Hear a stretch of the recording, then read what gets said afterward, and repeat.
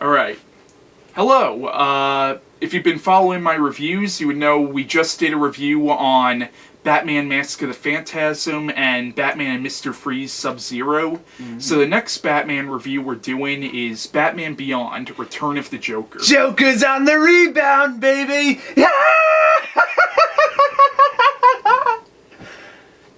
Don't get me started with this kid. Now, I'm only playing. Now, Batman Beyond, Return of the Joker is a 2000... It was released in 2000. It's a direct-to-video movie, and it's a spin-off of the television series Batman Beyond. Yep. Yes. Yep. Now, the show Batman Beyond was essentially a continuation of Batman the Animated Series. Like, it was set in the same universe, only set... in the future. Yeah, basically. And basically, in that series, a new Batman ends up taking Bruce Wayne's place, and it's a young man named Terry McGinnis.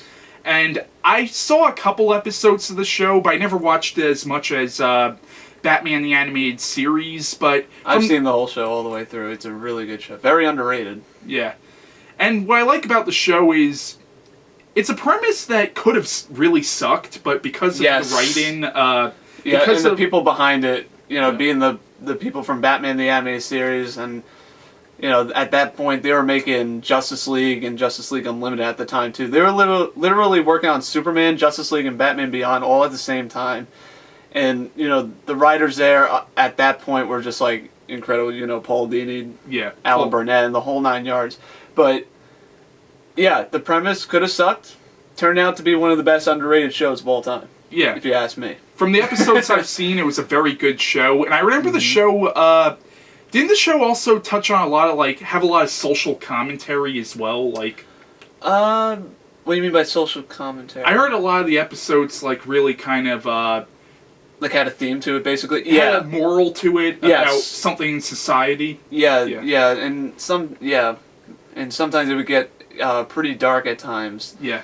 I know the show was probably considered to be the most dark out of all the shows set in that universe. It's hard to explain. Some of the themes, they kind of delved into it a little bit, into very dark places a little bit here and there. But to be honest with you, from watching it all the way through, it's the themes were kind of obvious and simplified in a way. Well, it's a kid's show. I'm saying? Yeah. Where I felt like if we want to compare Batman the Animated Series and Batman Beyond I consider to be kind of darker and grittier than Batman Beyond, Batman the Animated Series, but more simplified.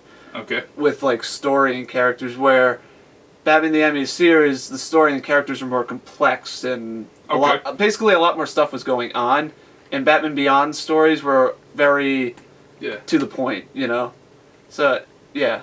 Okay. Now, from what I have... That's why I could describe it that way. Now, from what I have seen of the show Batman the Animated Series, not Batman Beyond, it seems to take a lot of inspiration from Frank Miller's graphic novel, The Dark Knight Returns, because that book was also set in the future and also dealt with a lot of social commentary as well. Mm-hmm. But enough about the show Batman Beyond. Now let's talk about the movie, Batman Beyond, Return of the Joker. Yes. Now, the plot of Batman Beyond, Return of the Joker is... Now, in terms of the continuity, I'm not sure when the movie's supposed to take place, in terms of the continuity of the whole show. When would you say, because you've seen the whole show? My best guess... There really isn't an implication in the show. If I had to take a guess, since they did bring back some of the villains... I would say during that time, I think it was season 2 when they brought back Mr. Freeze, maybe in there. Alright. Possibly, but a lot like the animated series, a lot of the stories were kind of standalone, so you could basically just put it in anywhere and it would make sense. So why don't you explain the plot line of this movie? Sure. Okay, so Batman Beyond, Return of the Joker is obviously a story about the return of the Joker. As it turns out, in pretty much in the events of the animated series, Joker actually ends up just dies. He gets killed. Don't want to give away too much of how he died. Watch the movie to find out. But basically, he died. And so, obviously, in the Batman Beyond universe, where this story picks up, Joker suddenly returns out of nowhere and catches Gotham, Bruce, and Terry McGinnis completely by surprise. And so basically the whole plot of the story is how did the Joker come back and how are we going to stop him? Yeah. That's mainly the plot of the story. Yeah, and it's a pretty good movie. I would definitely recommend it if you haven't seen it. When you find out how the Joker came back, it's definitely interesting. Yes. I would say I could buy it in context of this universe, right. I'd say. And it's pretty messed up.